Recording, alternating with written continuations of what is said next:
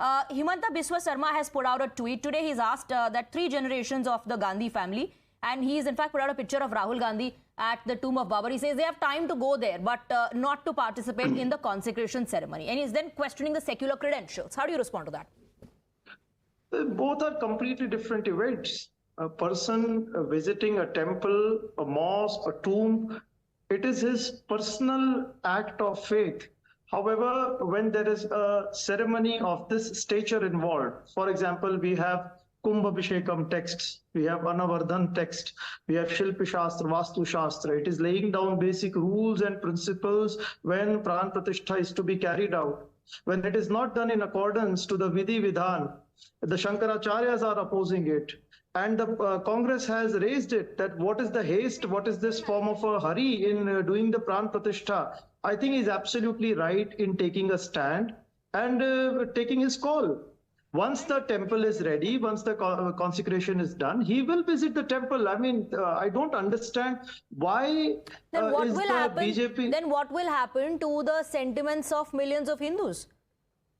Now, if at all millions of Hindus, their sentiments desire Rahul Gandhi ji to go and visit the temple in Ayodhya. सर्वे करवाया आपने? I'm 100% survey sure. आपने करवाया In कि order to अभी keep the जो heart Hindu है of वो नहीं millions of चाहते कि Hindus, कांग्रेस जाए. he will go at every extent. But again, from Rahul Gandhi's side, we will appeal to the Prime Minister that let the consecration ceremony be done as per the Vidhi Vidhan. When it comes to the Gandhi family, you talk about personal faith. But when it comes to Prime Minister, when it comes to Narendra Modi, everything is about elections, everything is political. Sanju Verma, please respond to that. Thank you.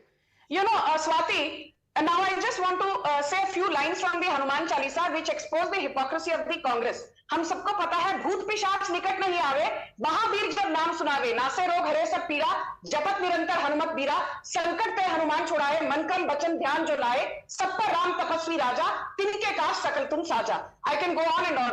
But इन पंक्तियों का मतलब क्या है?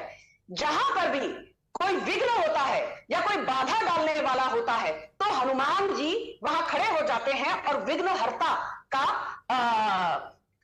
काम करते हैं. और वो ये कहते हैं कि किसी भी एनी स्पिरिचुअल इवेंट जहां पर कोई रोड़े डालने वाला या विघ्न डालने वाला या बाधा डालने वाला हो, तो उसको उस इवेंट से दूर रहना चाहिए.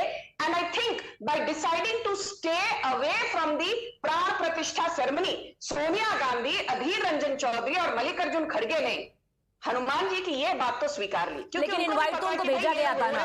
लेकिन इनवाइट तो उनको भेजा गया था ना संजू जी. अगर ये मन में दुविधा थी कि ये इतना रोड ब्लॉक्स और हर्डल्स क्रिएट करेंगे, तो उनको इनवाइट नहीं भेजा जाना चाहिए था. इनवाइट तो उनको गया. 10 seconds. I also want to say one more thing. कि लोकेश ने एक बहुत इंटरेस्टिंग बात कही कि कांग्रेस में बहुत कल्चर है और free expression, we don't take vendetta style political action against people who speak against the party high command. तो आपको बता दूं कि DK Shivakumar, the Baahubali of Karnataka politics, ने ये कहा, what is so political about the consecration ceremony? After all, at the end of the day we are all Hindus and Ram bhakts. And you know, Shashi Tharoor has come out, guns blazing against DK Shiv Kumar, saying, I disagree with the statement that we are all Hindus. ये तो DK Shiv Kumar का personal statement है. अर्जुन मोरवाडिया, आपके कांग्रेस के विधायक from Gujarat, he has said what is so political about the consecration ceremony. And I tagged Jairam Ramesh के मुंह में फेविकॉल जम गया. तो आपके खुद के नेता, they are calling out the bluff of Sonia, Rahul and Okay, so basically you're citing the difference within the Congress party through these statements. I want to go across to Dr. Naval Kishore as well, but very quick reaction from Mahant Raju Das. Mahant जी, ये जो तमाम बयान आ रहे हैं opposition की तरफ से, आपको क्या लगता है, क्या वाकई वो ये मैसेज देना चाहते हैं कि देखिए चुनाव से ठीक पहले सब कुछ हो रहा है, तो भाजपा जो है वो केवल वोटों को ध्यान में रखकर ऐसा कर रही है, या आपके मद्देनजर कोई और एजेंडा है, कोई और स्ट्रैटेजी है ऑपोजिशन की? हालांकि एक राजनीतिक सवाल है, लेकिन अगर आप जवाब देना चाहें.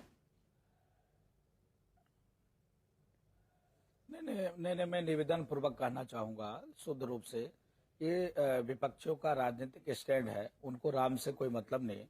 राम सेतु को काल्पनिक कहा और इतना दूरी बनाना. मैं पूछना चाहता हूं, क्या किसी मुस्लिम त्योहारों में, मुस्लिम उत्सव में भी क्या इतनी दूरी ये बनाते हैं? क्या नहीं बनाते. सिर्फ सनातन से इतना बैर क्यों? सनातन संस्कृति से इतनी तकलीफ क्यों? सनातन मंदिर से इतनी दिक्कत क्यों? मंदिर के विरोध में कांग्रेस पार्टी ने पूरे देश में कम से कम सभी राज्यों में 60 ऐसे कानून बना के रखा है। 4 लाख से ऊपर मंदिरों का अतिक्रमण करके रखा है। सारा टैक्स, सारा चढ़ावा सरकार लेती है। फिर भी हमने कोई सवाल नहीं उठाए, कभी चर्चा नहीं किया। हम तो प्रयास करते हैं, सर्वे भवन्तु सुखिनः, सर्वे सन्तु निरामय के साथ बात और काम करते हैं। लेकिन जिस प्रकार से राजनीति चल रही है, दुर्भाग्य की बात है।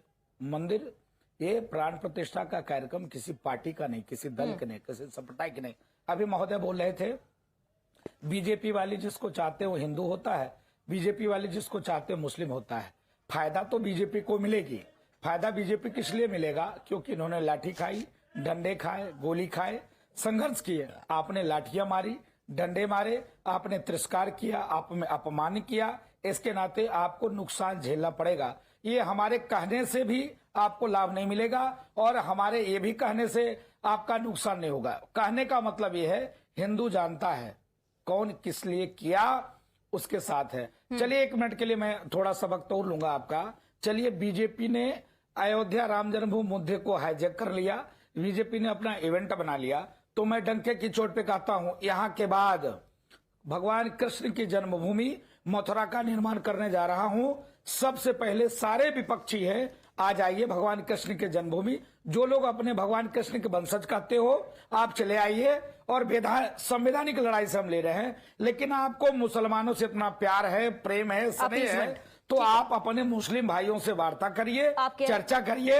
एक थोड़ा सा समय लगेगा, चर्चा करिए और इस विषय को समाप्त कर दीजिए। और आप लोग आगे आके निर्माण कराइए। अच्छा, तो आप कह रहे हैं कि तुष्टिकरण इसके पीछे का कारण। डॉक्टर नवल किशोर कुछ कहना चाह रहे थे, you wanted to say something, you are also smiling all the while, please go ahead.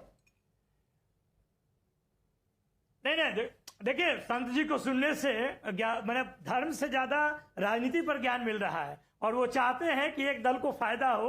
ये उनके मन क्रम वचन में दिख रहा है। मैं सिर्फ यही कहना चाहता हूं और यही एक सवाल है जो पूरे देश की जनता पूछना चाहती है कि आखिर अगर संतों का या ट्रस्ट का या महंतों का ये काम है, तो फिर भाजपा क्यों उस पर झंडा लेके चल रही है? यही सवाल है बाकी। और इन्होंने साबित कर दिया ये कह के, चल रही अंतिम बात, वो सहयोग कर रहे हमारी। तुम सहयोग करो ना, आप सहयोग करिए ना, आप सहयोग करिए ना, आप आइए आगे, आप सहयोग करिए। हम आपके साथ ना जाए तो बताइए, आपके लोगों को यहाँ चुनाव जीता है, क्या बात करते हो? अयोध्या जैसे नगरी में कांग्रेस की सरकार, अयोध्या जैसे नगरी में नहीं, गलत, फिर गलत बात करते हो, गलत बात, फिर गलत बात कर रहे हो। मैं ये कह रहा हूँ, सुनिए तो, बात तो सुनिए,